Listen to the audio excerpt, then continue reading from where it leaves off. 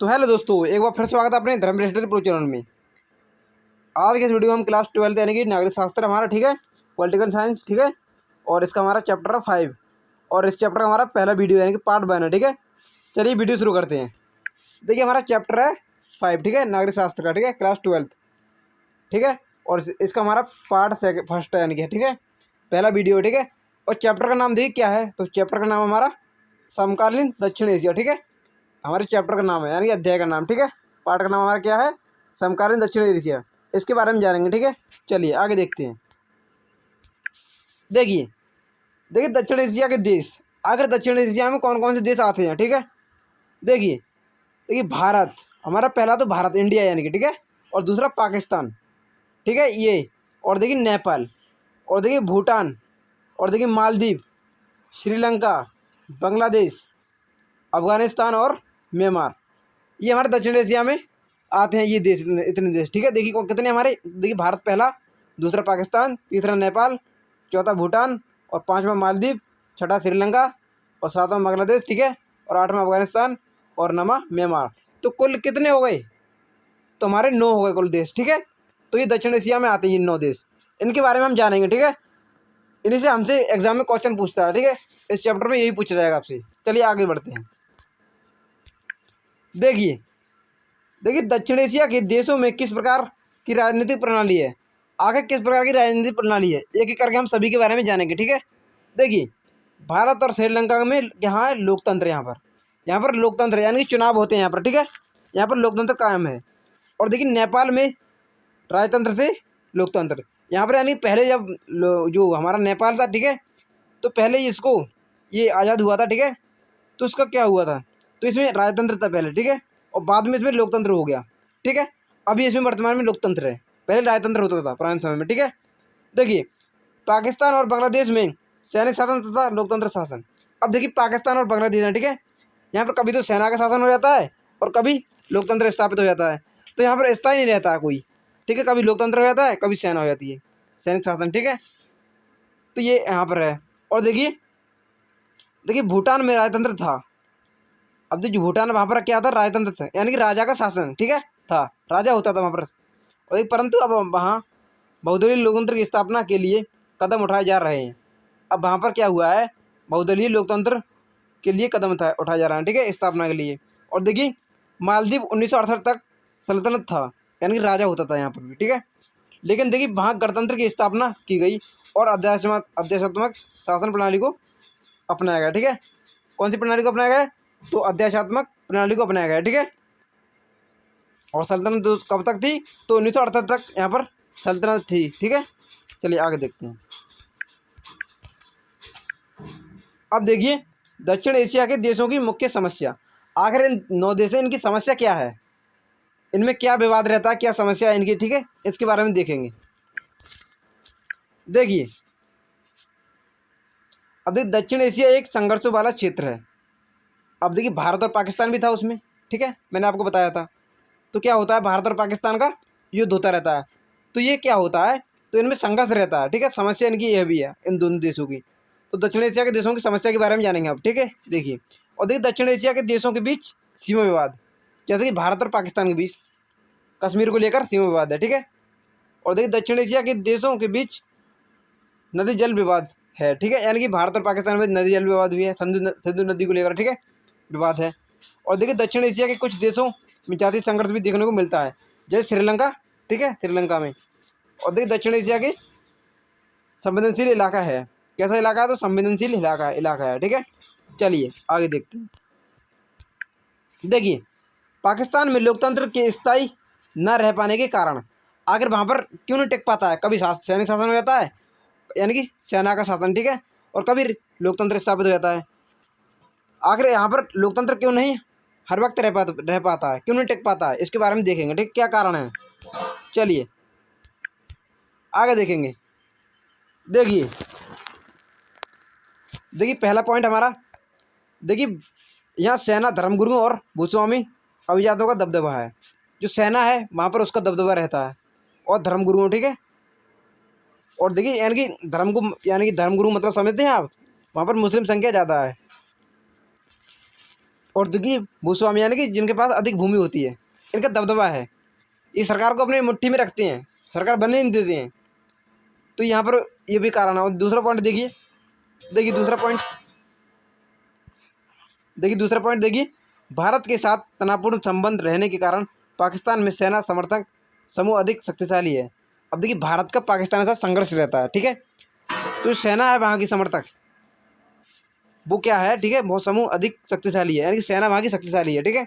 और देखिए यहाँ के राजनीतिक दल भ्रष्ट हैं, जनता समिति यहाँ के राजनीतिक दल भ्रष्ट हैं, ठीक है, भ्रष्टाचार फैलाते हैं यहाँ के राजनीतिक दल।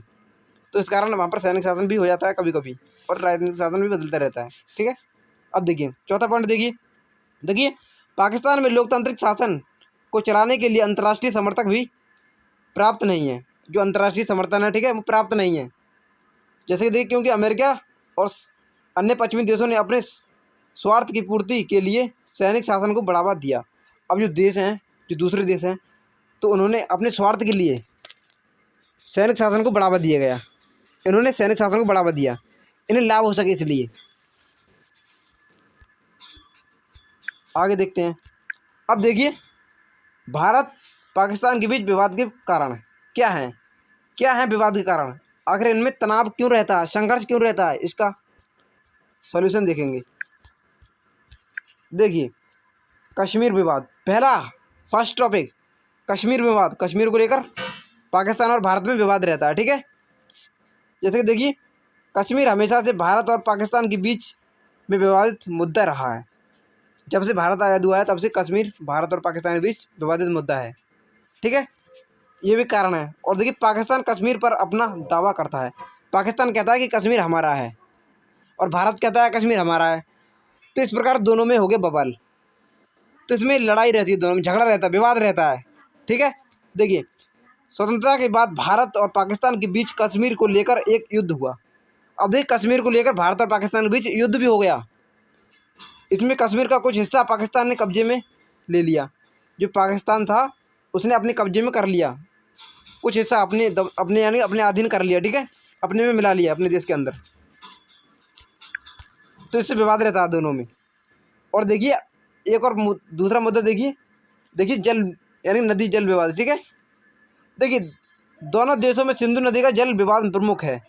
अब जो सिंधु है, ठीक है, सिंधु नदी वो भारत से होती हुई पाकिस्तान को जाती है। तो ये क्या हुआ, एक बार हमारे भारत वालों ने पानी बंद कर दिया, ठीक है, उधर नहीं जाने दिया, तो इस प्रकार दोनों में हो गया बवाल खड़ा। तो ये भी जल विवाद, ठीक है।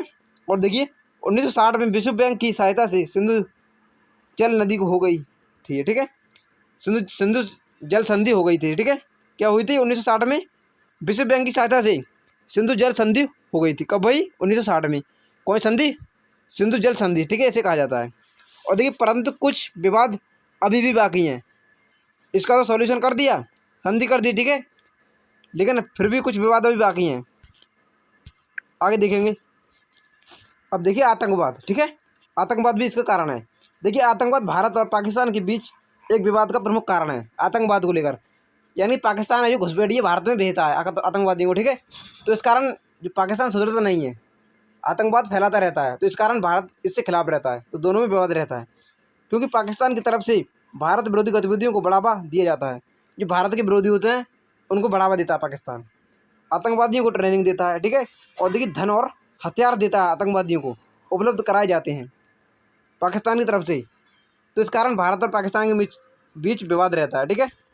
और देखेंगे अगला, और देखिए अब अगला देखिए भारत विरोधी गतिविधि, ठीक है। देखिए पाकिस्तान की खुफिया एजेंसी, देखिए ISI, ठीक है, बांग्लादेश और नेपाल के गुप्त ठिकानों में पूर्वोत्तर भारत में भारत विरोधी अभियानों में संलग्न, ठीक है, संलग्न होने का पर विवाद।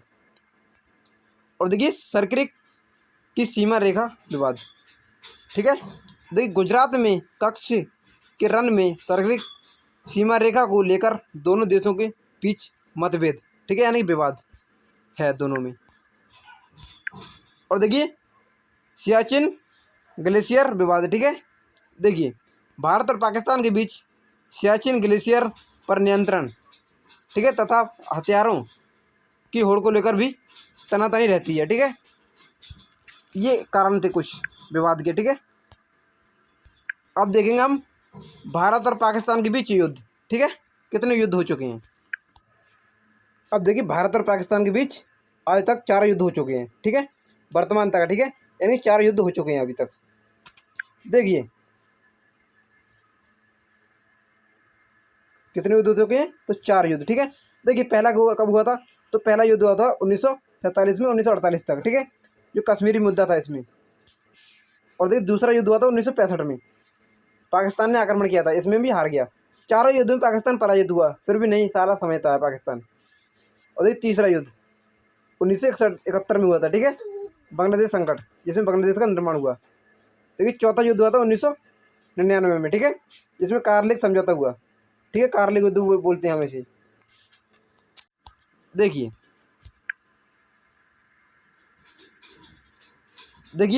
1990 के दशक में दोनों ही देशों ने परमाणु परीक्षण किया। क्या हुआ 1990 में, ये भारत और पाकिस्तान दोनों ही परमाणु परीक्षण किया। परंतु देखिए भारत ने 1998 में पोखरण में परमाणु परीक्षण किया, यानी दूसरा परमाणु परीक्षण, ठीक है, भारत ने कर दिया। कहाँ पर, तो पोखरण में कर दिया, ठीक है, 1998 में, पहला 1990 में। यहाँ से क्वेश्चन पूछता है आपसे 100%, ठीक है, सन पूछ लेता है, पहला परमाणु परीक्षण कब किया, दूसरा कब किया, और जगह भी पूछ लेता है कहाँ पर दूसरा, तो पोखरण में, ठीक है, पोखरण में किया था, ठीक है। और देखिए और पाकिस्तान ने कुछ दिनों के अंदर चगाई की पहाड़ियों पर परमाणु परीक्षण कर दिया। अब जैसे ही भारत ने दूसरा परमाणु परीक्षण किया तो पाकिस्तान ने भी चगाई की पहाड़ियों पर अपना परमाणु परीक्षण कर दिया, ठीक है। देखिए सिंधु जल समझौता, ठीक है, इसके बारे में देखेंगे। देखिए भारत और पाकिस्तान के बीच सिंधु नदी जल समझौता 1960 में हुआ। कब हुआ, तो 1960 में हुआ, ठीक है। महत्वपूर्ण टॉपिक पॉइंट देखिए महत्वपूर्ण है। और यह समझौता विश्व बैंक की सहायता से हुआ। किसकी सहायता से हुआ, तो विश्व बैंक की निगरानी में हुआ, ठीक है, 1960 में विश्व बैंक की निगरानी में हुआ था। इस समझौते पर भारत के तत्कालिक प्रधानमंत्री जवाहरलाल नेहरू और पाकिस्तानी राष्ट्रपति अयूब खान ने हस्ताक्षर किए। उस समय नेता कौन थे, तो भारत के प्रधानमंत्री थे जवाहरलाल नेहरू और वहाँ के थे राष्ट्रपति अयूब खान, ठीक है, पाकिस्तान के। तो इनकी निगरानी में समझौता हुआ था 1960 में, ठीक है। देखिए भारत पाकिस्तान के बीच ताशकंद समझौता कब हुआ, ठीक है, देखिए 1966 में, ठीक है, पहला हमारा 65 वाला युद्ध हुआ था 1965 में भारत और पाकिस्तान के बीच, ठीक है, तो 1966 में ताशकंद समझौता हो गया। और देखिए पाकिस्तान के बीच शिमला समझौता कब हुआ, तो 1972 में, 1971 में युद्ध हुआ था जिसमें बांग्लादेश का निर्माण हुआ था, ठीक है, तो 72 में क्या हुआ, शिमला समझौता हो गया। मेरी आपसे एक ही गुजारिश है, आप वीडियो को फटाफट लाइक कर दो और दोस्तों में शेयर कर दो, ताकि मैं ऐसे आपके लिए वीडियो नए नए लाते रहूँ, ठीक है। क्या जा रहा है भाई आपको लाइक करने में और शेयर करने में, ठीक है, कर दो 1 मिनट का।